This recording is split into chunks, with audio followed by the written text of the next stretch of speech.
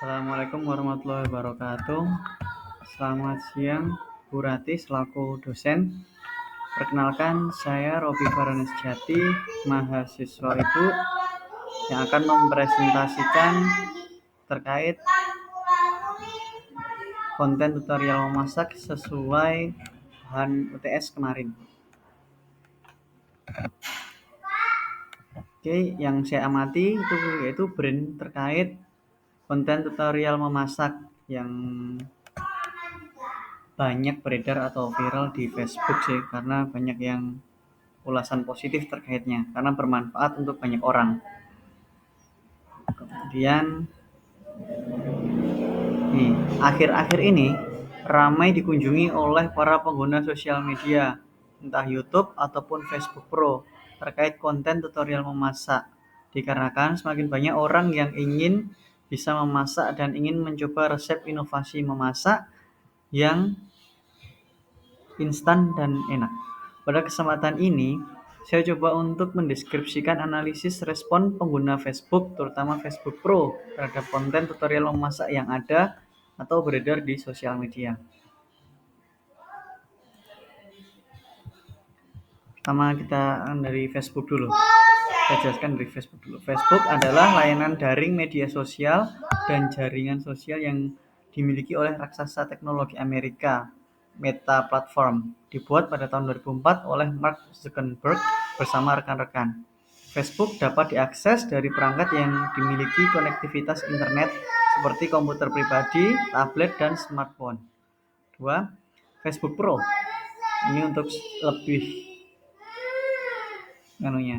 Facebook Pro adalah fitur yang disediakan oleh Facebook untuk akun profesional. Dengan mengaktifkan mode profesional, pengguna dapat membangun eksistensi publik sebagai kreator dan berinteraksi dengan audiens secara lebih luas. Ini tuh hampir kayak YouTube sih sebenarnya, cuman ya dari Facebook bedanya di situ sih.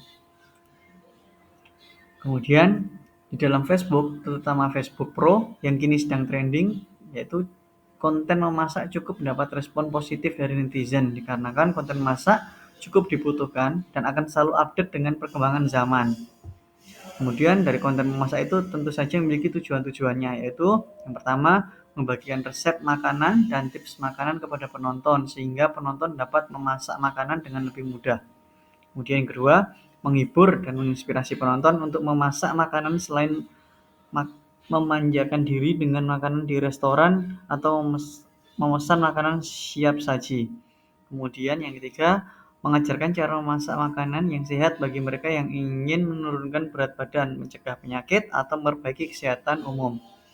Kemudian menciptakan interaksi sosial antara penonton dengan satu sama lain dan juga dengan kreator konten sehingga membangun komunitas online yang aktif dan suportif. Kemudian mendapatkan bagi kreator konten melalui iklan, bisa pendapatan lah, terkait pendapatan bagi para konten kreator ininya. Kemudian untuk analisisnya saya akan memberikan contoh. Pada pertemuan UTS lalu saya menggunakan contoh analisisnya dengan judul resep ayam bakar teflon super empuk dan gurih. Jenis platform Facebook Pro. Durasi video ini yang sementara saya buat.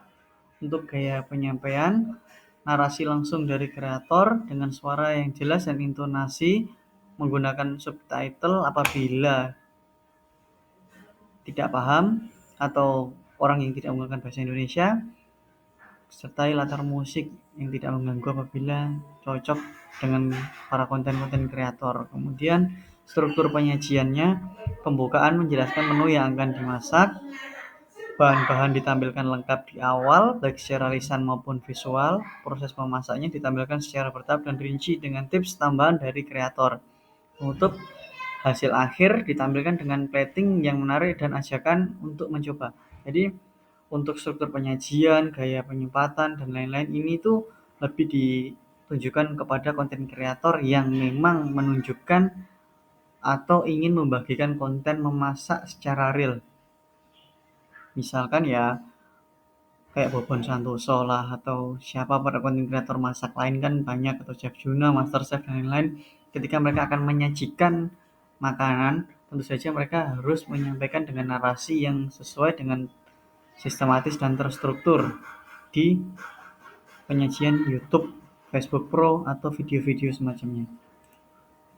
Kemudian visual dan audio, kualitas video HD, pencahayaan cukup terang, tampilan bahan jelas oke, interaksi penonton jika ada, itu apabila ditonton live ataupun ada memang penonton yang ada di situ. Kemudian nilai edukatifnya tentu saja memberikan tips dapur seperti cara agar ayam tidak lengket di teflon, menjelaskan fungsi setiap bahan dan resep. Daya tariknya resep sederhana dan bahan mudah ditemukan, cocok untuk pemula, tidak memerlukan alat masak khusus. Kemudian analisis data konsumen. Yang saya teliti lalu melalui like, ada juga melalui komentar, dan ada juga melalui share atau mention. Yang pertama, melalui like, banyak netizen yang memberikan like pada konten tutorial masak karena selain inspiratif, konten tersebut juga menarik bagi sebagian kalangan, terutama yang memang sedang ingin memasak. Melalui kolom komentar, untuk jumlah komentar netizen di bidang tutorial memasak mungkin memang tidak sebanyak di konten lain seperti social life, namun atau YouTube lah. Namun untuk komentar positif untuk konten tutorial memasak memiliki tingkat komen positif yang cukup tinggi. Kemudian untuk share atau mention, untuk share mention hanya sedikit sih mungkin karena orang yang melakukan share karena kebanyakan mereka menikmati dan mengkonsumsi konten tersebut untuk kepentingan pribadi. Namun untuk mention lebih tinggi karena beberapa orang memberikan mention kepada orang tua, rekan ataupun pasangan untuk menunjukkan adanya resep baru ataupun cara memasak yang menarik. Kemudian pada bagian kesimpulan dan saran. Untuk kesimpulan, konten memasak ini efektif dalam menyampaikan informasi resep secara menarik dan edukatif. Gaya visual dan narasi yang digunakan memudahkan penonton untuk mengikuti langkah-langkah memasak. Cocok digunakan sebagai referensi belajar memasak di rumah. Kemudian untuk saran, terus ditingkatkan untuk konten yang lebih variatif dan unik untuk yang sebelumnya belum pernah ada. Oke, mungkin sekian dulu dari saya. Mohon maaf apabila ada kesalahan sebelumnya. Terima kasih banyak kepada Bu Rati selaku dosen. Assalamualaikum warahmatullahi wabarakatuh.